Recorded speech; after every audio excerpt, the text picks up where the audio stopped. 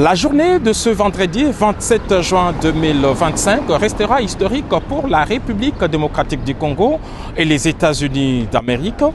Depuis son bureau ovale de la Maison-Blanche, le président américain Donald Trump suit de très près la signature de cet important accord historique au département d'État entre le ministre des Affaires étrangères de la République démocratique du Congo et celui du Rwanda. Aussitôt après cette signature au département d'État, le président Donald Trump va recevoir dans son bureau ovale à 15h local, soit 20h heure de Kinshasa, les deux ministres des Affaires étrangères principaux signataires de cet accord.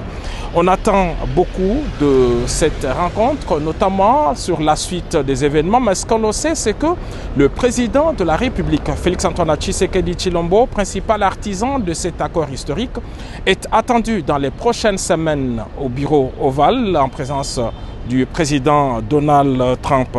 En ce qui concerne l'accord, nous voulons préciser ce jour que le retrait des troupes rwandaises est bel et bien prévu dans cet accord. Et l'accord a préféré le terme du désengagement à celui des retraits, simplement parce que celui-ci est très globalisant.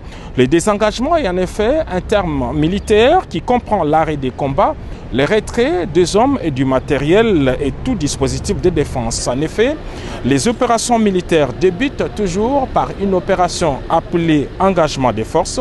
Il s'agit en fait du déploiement des hommes, du matériel sur le théâtre des opérations. C'est pourquoi on a parlé en République démocratique du Congo du désengagement des troupes de la MONUSCO à Bukavu.